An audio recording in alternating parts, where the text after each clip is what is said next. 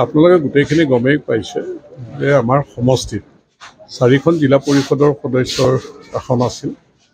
তাৰে আমাৰ 4খনতে আনকণ্টেষ্ট আচলতে তেওঁলোকৰ এগৰাকী কেঞ্চেল হৈছে, 3গৰাকী উইথড্ৰ কৰিছে আৰু 19গৰাকী আঞ্চলিক পঞ্চায়তৰ সদস্য তেওঁলোকে 12গৰাকীয়ে ফৰ্ম নিছিলে, নমিনেশ্যন ফৰ্ম নিছিলে, 9গৰাকীয়ে জমা দিলে, 3গৰাকীয়ে জমা দিয়া নাই আৰু 9গৰাকীয়ে উইথড্ৰ কৰিছে। গতিকে 19 জিলা কাউন্সিলৰ 19গৰাকীয়ে আনকণ্টেষ্ট হৈছে আৰু 190গৰাকী ৱাৰ্ড মেম্বাৰৰ তেওঁলোকে 77গৰাকীয়ে ফৰ্ম নিছিলে, নমিনেশ্যন ফৰ্ম তেওঁলোকৰ 64গৰাকীয়ে জমা দিছে। তাৰ বহুত কেঞ্চেল হৈছে, আচলতে কাগজ পাতি দিয়া নাই আৰু কেইখনমান উইথড্ৰ কৰিছে। গতিকে তেওঁলোকৰ দুখনত আজি কণ্টেষ্ট হৈছে, ইয়াত ইলেকশ্যন হৈছে আৰু আপোনালোকে দেখিছে যে শান্তিপূৰ্ণ পৰিৱেশত ইয়াত 2টা ছিটৰ কাৰণে ইলেকশ্যন হৈছে। যদিও কংগ্ৰেছে কৈছিলে যে তেওঁলোকে বয়কট কৰিছে বুলি, কিন্তু কংগ্ৰেছৰ যি ছাপোৰ্টত কেণ্ডিডেট উঠিছে তেওঁলোকেতো ঠিকেই কেম্পেইন বা এইখিনি কৰি আছে। গতিকে এই দুখনত আমি বিপুল ভোটত যিটো দেখিছোঁ, ৰাইজৰ যিটো সঁহাৰি, আমি বিপুল ভোটত জয়যুক্ত হ'বৰ কাৰণে সক্ষম হ'ম। তাৰমানে আমাৰ 4খন জিলা পৰিষদ আমাৰ সম্পূৰ্ণ দখলত থাকিব। 19খন আমাৰ আঞ্চলিক পঞ্চায়তৰ সদস্য 2টা ব্লকত, এটা ব্লকত 11জন, এটা ব্লকত 8জন। গতিকে 2টা আঞ্চলিক পঞ্চায়ত আমাৰ দখলত থাকিব 100% আৰু 19খন গাঁও পঞ্চায়তত 10জনকৈ 190জন যি ৱাৰ্ড মেম্বাৰ, আমাৰ 188 অলৰেডি হৈয়ে গৈছে আনকণ্টেষ্ট আৰু 2গৰাকীও বিপুল ভোটত জয়যুক্ত হ'ব। 100% 19খন গাঁও পঞ্চায়ত আমাৰ দখলত থাকিব। গতিকে ইয়াত এইটো নতুন কথা নহয়। যোৱাবাৰো 100% আমাৰ পঞ্চায়ত আছিলে, জিলা পৰিষদ আছিলে, আঞ্চলিক পঞ্চায়ত আছে, তাৰ আগতেও আছে আৰু এইবাৰ যেনিবা আনকণ্টেষ্টৰ সংখ্যাটো বেছি, এটা অভূতপূৰ্ব হ'ল। এইটো এইকাৰণেই এইবাৰ বেছিকৈ হ'ল যে কংগ্ৰেছ দলটো আচলতে তৃণমূল পৰ্যায়ত তেওঁলোকৰ কোনো সংগঠন নাই। তৃণমূল পৰ্যায়ত তেওঁলোকৰ কৰ্মীসকল আচলতে হতাশ হৈছে, কাৰণ তেওঁলোকে 14 চনৰ পৰা যিহেতু ক্ষমতাত নাই। গতিকে আমাৰ তৃতীয়বাৰলৈ গভমেণ্ট হোৱাটো নিশ্চিত, 2বাৰটো হৈছে, ঠিক তেনেকৈ দিল্লীতো আমাৰ 3য়বাৰ গভমেণ্ট হৈছে।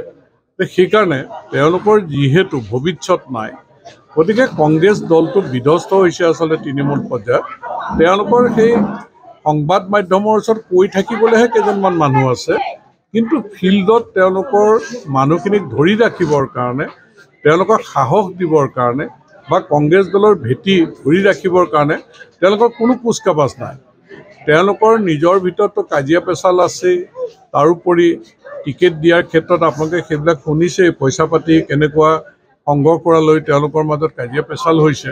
যে কংগ্ৰেছ দলটো এতিয়া ভাৰতৰ স্বাধীনতা আন্দোলন, স্বাধীনতা সংগ্ৰাম কৰা দল, স্বাধীনতা অনা দল, এই দলটোত সেৱাৰ মনোবৃত্তি যিটো থাকিব লাগে, বৰ্তমান নদুৱাৰ সমষ্টিত কংগ্ৰেছ দল কৰা সিংহভাগেই সৰহখিনিয়ে কোনো সেৱাৰ মনোবৃত্তি নাই।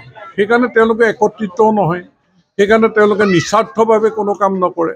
গতিকে তেওঁলোকৰ সকলো কামতে এটা স্বাৰ্থ থাকে, যাৰ কাৰণে জনসাধাৰণে তেওঁলোকক প্ৰত্যাখ্যান কৰিছে। প্ৰতিটো নিৰ্বাচনত এইটো প্ৰতিফলন হৈছে আৰু প্ৰতিটো নিৰ্বাচনত আপোনালোকে দেখিছে যে আমি বেছি ভোট পাই যাবলৈ সক্ষম হৈছোঁ। এতিয়া মই 16 চনত 60,000 কিমান ভোট পাইছোঁ। তাৰপিছত আমি যদি চাওঁ 21 চনত আমি প্ৰায় 85,000 ভোট পাইছোঁ। তাৰপিছত আমি যদি চাওঁ 24 চনত লোকসভা নিৰ্বাচনত আমি প্ৰায় 1 লাখ ভোট পাইছোঁ। তাৰমানে ভাৰতীয় জনতা পাৰ্টীৰ ভোটটো দিনে দিনে বাঢ়ি গৈছে আৰু কংগ্ৰেছ দলটোক দিনে দিনে মানুহে প্ৰত্যাখ্যান কৰি তেওঁলোকৰ ভোটৰ সংখ্যাটো আজি এনেকুৱা এটা পৰ্যায় পালেগৈ। আমি বিচাৰোঁ যে গণতান্ত্ৰিক এই ব্যৱস্থাটো ভালকৈ চলিবৰ কাৰণে শক্তিশালী বিৰোধী দল লাগে। তেওঁলোকে বিৰোধী দলৰ নামত শক্তি আহৰণ কৰাতকৈ তেওঁলোকে দুৰ্বল হোৱা কাৰণবিলাকে কৰি থাকিল, যাৰ কাৰণে তেওঁলোকে আটাইবিলাক ছিটত নমিনেশ্যন দিব পৰাকৈ তেওঁলোকৰ শক্তি নাই, তেওঁলোকৰ প্ৰাৰ্থী নাই, তেওঁলোকে বিচাৰি তেওঁলোকৰ কেণ্ডিডেট উলিয়াব নোৱাৰিলে। আমাৰ দলৰ মানুহৰ ঘৰলৈ গৈ থাকিল কেণ্ডিডেট হ'বলৈ ৰিকুৱেষ্ট কৰি পেলাই।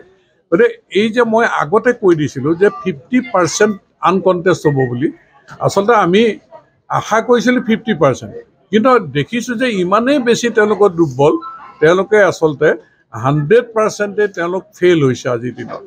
গতিকে আমাৰ অসমতো ভাৰতীয় জনতা পাৰ্টীক মানুহে সমৰ্থন বা যথেষ্ট সঁহাৰি আগবঢ়াইছে। অসমত আমি খুব ভাল ৰিজাল্ট দেখুৱাবলৈ সক্ষম হ'ম। শোণিতপুৰ জিলা পৰিষদ আমি গঠন কৰিম, ভাল ৰিজাল্ট দেখুৱাবলৈ সক্ষম হ'ম। আৰু নদুৱাৰত বিনা প্ৰতিদ্বন্দ্বিতাৰ নিৰ্বাচিত হৈ ইতিমধ্যে ভাল ফল নদুৱাৰত দেখুৱালে। ৰাইজৰ সমৰ্থন, ৰাইজৰ সঁহাৰিয়ে আমাক নদুৱাৰত ভাৰতীয় জনতা পাৰ্টীৰ দুৰ্গ হিচাপে আজিৰ দিনটোত আমি থিয় হৈ আছোঁ।